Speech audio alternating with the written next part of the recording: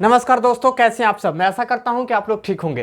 तो आज जो है हम लोग बात करने वाले हैं सरकारी नौकरी के बारे में कि कौन सा वैकेंसी जो है आप लोगों के पास निकल कर आ रही है। कि सबसे पहले मैं आप लोगों को बता दूं कि जैसा कि आपको पता होगा कि जो नए साल में है वैकेंसी की बौछार निकल कर चली आ रही है। बहुत सारे वैकेंसी जो है निकल कर आप लोगों के पास आ रही है और आप लोग जो है प्रत्येक फॉर्म को अप्लाई जरूर करें और अपना जो है सफलता को प्राप्त करने के लिए किस्मत को जरूर आजमाएं। तो आज जो है हम लोग बात करने वाले हैं। सबसे पहले मैं बता दूं कि आपको जो है बिहार पुलिस में ही एक दूसरा पद है, मतलब बिहार पुलिस में ही दूसरे पद पे दूसरा पोस्ट है, उसमें 19,000 पदों पे बहाली निकल कर आ रही है। कितना संख्या में? 19,000 संख्या में। आप लोग अचंभित हो रहे होंगे कि बिहार पुलिस में भी उतना वैकेंसी निकल कर आ रही है और बिहार पुलिस के दूसरे पद पे, यानी कि दूसरे पद की बात करें तो जैसे कि आपको पता होगा कि बिहार पुलिस में एक जो होता है, आप लोग गाड़ी देखे होंगे, जो गाड़ी होता है बिहार पुलिस का, एक 112 होता है, इमरजेंसी कॉल 112। तो वही जो है 112, अगर आप इमरजेंसी पुलिस जो होता है 112 पर अगर आप डायल करते हैं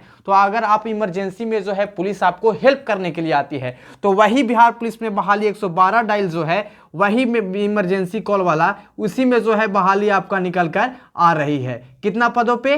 तो 19,000 प्लस पदों पे, लगभग 19,000 पद जो है इसमें आपका है। कितना संख्या में? 19,000 संख्या में। तो आज हम लोग उसी की चर्चा करने वाले हैं कि वो जो वैकेंसी इतनी बड़ी संख्या में आ रही है तो उसमें जो है एग्जाम लेगा या नहीं, दौड़ लेने वाला है या नहीं, फिजिकल है या नहीं, उसका सिलेबस क्या है, उसी पे हम लोग बात करने वाले हैं कि कौन से ऐसे लोग हैं जो इस फॉर्म को भर सकते हैं, योग्यता क्या होनी चाहिए, उम्र क्या होनी चाहिए। तो लगातार वीडियो के माध्यम से आप लोग बने रहिए और देखते रहिए अंत तक। अब हम करते हैं वीडियो की शुरुआत। तो देखिए, सबसे पहले मैं बता दूं कि टोटल पोस्ट की बात करें तो इसमें 19,000 पदों पे बहाली निकल कर आ रही है। कितना? 19,000 प्लस पदों पे। 19,000 से ज्यादा भी हो सकता है, कम भी हो सकता है, लेकिन 19,000। और आप लोग बोल रहे होंगे, आप लोग सोच रहे होंगे कि सर जो है प्रत्येक ऐसे ही वीडियो बना देते हैं, बहाली आता नहीं है। तो ऐसा बात नहीं है, मैं प्रूफ के साथ है।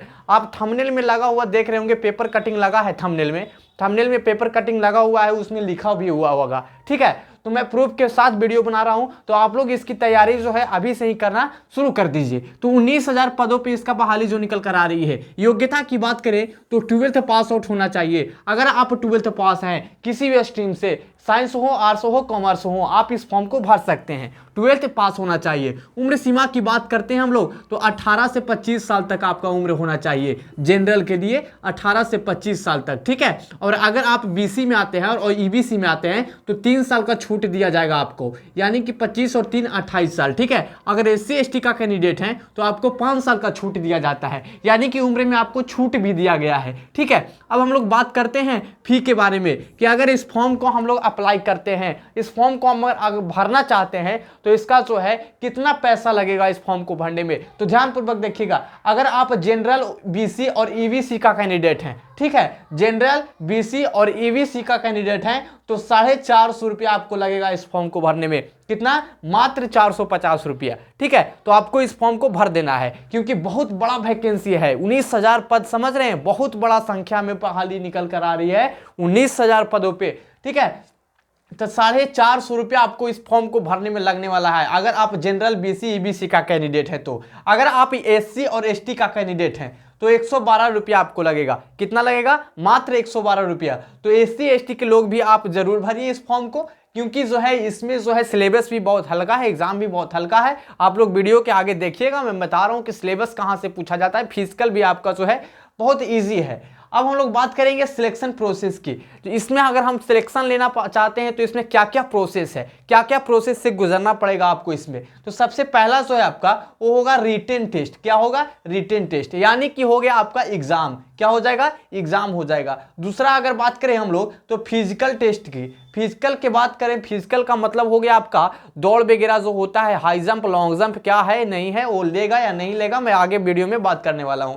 उसके बाद जो होता है, अगर आप फिजिकल फिट हो गए तो फिजिकल फिट हो जाने के बाद आपका जो होता है मेडिकल टेस्ट होता है। मेडिकल टेस्ट लिया जाता है आपसे। ठीक है, मेडिकल टेस्ट अगर आप फिट हो जाते हैं तो उसके बाद जो होता है आपका डॉक्यूमेंट वेरिफिकेशन होता है। क्या होता है? डॉक्यूमेंट की जांच पड़ताल होती है, डॉक्यूमेंट वेरिफिकेशन होता है, उसके बाद जो है आपका होता है ज्वाइनिंग। ठीक है, तो हम लोग ये सिलेक्शन प्रोसेस के बारे में जाने। इसमें 4 प्रोसेस है, रिटन टेस्ट हो गया, physical test, medical test, document verification. ठीक है, अब हम लोग बात करने वाले हैं रिटन एग्जाम का सिलेबस। हम लोग अगर रिटन में बैठेंगे, एग्जाम में अगर बैठेंगे, तो हम लोग को पता होना चाहिए कि सिलेबस इसका क्या है, कहां से प्रश्न पूछता है। ठीक है, तो आप लोग वीडियो के साथ लगातार बने रहिए और देखते रहिए। रिटन एग्जाम का सिलेबस की बात करेंगे। रिटन एग्जाम का सिलेबस की अगर बात करते हैं हम लोग, तो आपका जो है टोटल 100 क्वेश्चन होगा। कितना होगा? 100 प्रश्न होगा। आपको कितना प्रश्न पूछा जाएगा? 100 प्रश्न पूछा जाएगा। वो जो होगा आपका, वो 100 मार्क्स का प्रश्न होगा। कितना? यानी कि एक क्वेश्चन जो होगा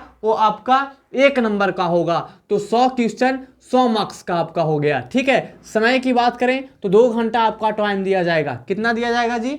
2 घंटा आपको टाइम दिया जाएगा इसमें। ठीक है, नेगेटिव इसमें नो नेगेटिव मार्क्स है, एक भी नेगेटिव नहीं, नो नेगेटिव मार्किंग। ठीक है, नेगेटिव मार्किंग नहीं है तो चिंतित नहीं होना है, एकदम आपको एग्जाम में बैठना है, अति आवश्यक है, एकदम बैठना है, जरूर बैठना है। अब हम लोग बात करेंगे फिजिकल एलिजिबिलिटी की। ठीक है, हम लोग सिलेबस की बात किए कि कहाँ कहाँ सिलेक्शन प्रोसेस की बात किए कि रिटन टेस्ट होगा, मेडिकल टेस्ट होगा और भी फिजिकल टेस्ट होगा। तो अब हम लोग वही बात करने वाले हैं फिजिकल टेस्ट की। तो फिजिकल एलिजिबिलिटी होता है जो क्या होता है, फिजिकल में क्या क्या आपका जो है वो लेगा, हाई जंप, लॉन्ग जंप, क्या है, गोला फेंकना है या नहीं फेंकना है, वो हम लोग अब बात करेंगे वीडियो में। तो आइए लगातार आप लोग वीडियो के साथ बने रहिए। देखिए हम लोग कैटेगरी देख रहे हैं यहाँ पे। अगर आप मेल कैंडिडेट हैं, ठीक है, मेल कैंडिडेट हैं और जनरल और बीसी में आते हैं, क्या जनरल और बीसी में अगर आप आते हैं तो आपको जो है हाइट 165 सेंटीमीटर, कितना जी? 165 सेंटीमीटर की आवश्यकता है आपको। अगर चेस्ट की बात करें जनरल और बीसी के लोग तो 81 से 86 सेंटीमीटर,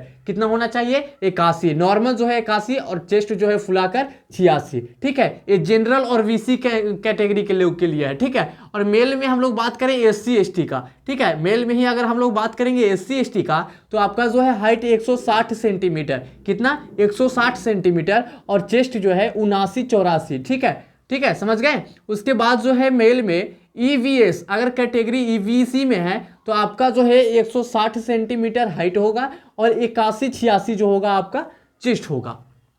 यहाँ पे ध्यान दीजिएगा, एक चीज और है कि यहाँ पे all candidate, all category female, ठीक है, लिख लीजिएगा यहाँ पे all category female, all category female, all category female का वेट लेगा। क्या लेगा जी?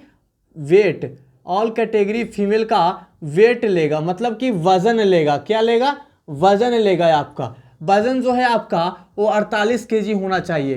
किसी भी आप कैटेगरी में हो, गर्ल्स जो है फीमेल का, लड़की लोग का, और लड़की लोग का खाली जो है वजन लेगा, कितना लेगा? 48 केजी। बॉयज का नहीं है, इसमें जो है लड़की का सिर्फ आपका वजन लेगा, वो होगा सिर्फ 48 केजी। 48 केजी जो है लड़कियों का वजन होना चाहिए।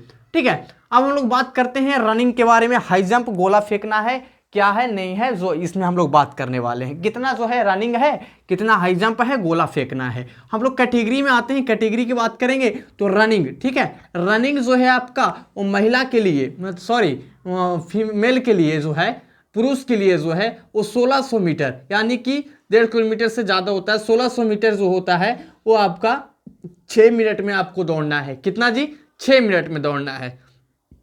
उसके बाद जो हम लोग बात करेंगे फीमेल की, तो फीमेल की बात करते हैं तो 1 किलोमीटर 5 मिनट में लेडीज को दौड़ना है। कितना फीमेल को दौड़ना है? 1 किलोमीटर का दौड़ है, मात्र 5 मिनट में दौड़ना है उनको। ठीक है, अब हम लोग बात करेंगे हाई जंप का। ठीक है, तो हाई जंप जो है वो मेल के लिए 4 फीट, कितना है? 4 फीट हाई जंप। और फीमेल की बात करें तो 3 फीट जो है, कितना है? 3 फीट जो है हाई जंप है। फीमेल का 3 फीट हाई जंप है।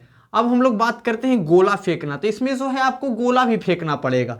गोला कितना फेंकना है? 16 पॉइंट का गोला होगा और 16 फीट आपको फेंकना होगा। किनको फेंकना होगा? मेल के लिए। ठीक है, अगर फीमेल की बात करें तो 12 पॉइंट का गोला होगा और 12 फीट उनको फेंकना होगा। कितना फेंकना होगा? 12 फीट। तो ये हम लोग जाने, रिटन एग्जाम का सिलेबस हम लोग जान गए, फिजिकल के बारे में जान गए। अब बात आती है, बहुत सारे प्रश्न आते हैं, बच्चे लोग बोलते हैं कि सर जो इसका जो हम तैयारी कैसे करें, क्योंकि इसका अब प्रश्न आता है कि अप्लाई कब से होगा। बहुत सारे लोग जो हैं कमेंट करके बताते हैं कि सर अप्लाई कब से होगा, समय कब से, इसका मतलब ऑनलाइन कब होगा।